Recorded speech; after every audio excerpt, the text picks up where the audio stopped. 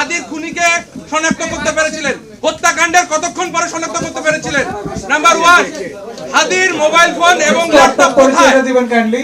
আমার নাম মুক্তাদির রশিদ, আমি বাংলা আউটলুকের এক্সিকিউটিভ এডিটর।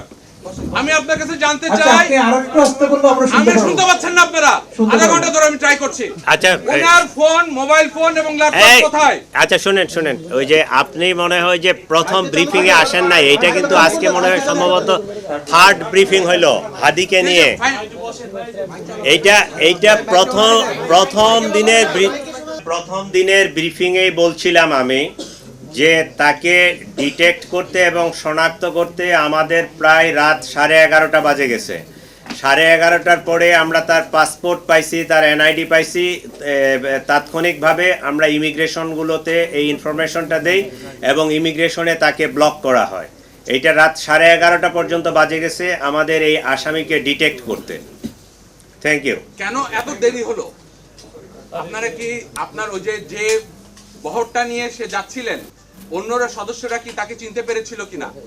আততায়ীরা 2 জন ছিল, পেছনে আরেকটা রিকশা ছিল, সেই রিকশার লোকজন কি তাদেরকে চিনতে পারে নাই? এই ঘটনার এতদিন পরে আমরা অনেক কিছু বিভিন্ন মিডিয়ার মাধ্যমে জানছি।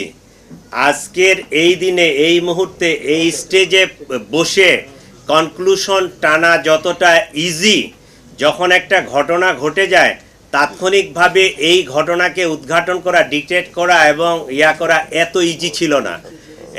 এই ঘটনায় আপনারা অনেকেই তাৎক্ষণিকভাবে ডিআর টাওয়ারের কাছে ছিলেন, আমিও গেছিলাম। বিষয়টা এত ইজি ছিল না, কারণ যে শুটার এবং যে মোটরসাইকেল আরোহী তারা মাস্ক পরে, ইভেন তারা মোবাইলও বন্ধ করে রাখছে, মোবাইলও রাখে নাই। তারা যে মোটরসাইকেলটা ইউজ করছে, মোটরসাইকেলের নাম্বার প্লেট চেঞ্জ করা, অনেকগুলো বিষয় টোটাল সিসিটিভি ফুটেজ চেক করে গ্র্যাজুয়ালি আমাদেরকে আগাইতে হয়। একটা ঘটনা ঘটলে আমাকে ওই পিছনে লাস্ট ইন থেকে শুরু করে আমাকে সামনের দিকে আগাইতে হয়। জিনিসটা এখন যত সহজে বলা যাচ্ছে, এইটা এই 12 তারিখ 2:20 বা 24-এর দিকে যখন ইনসিডেন্টটা হয় তখন কিন্তু বিষয়টা এত সহজ ছিল না।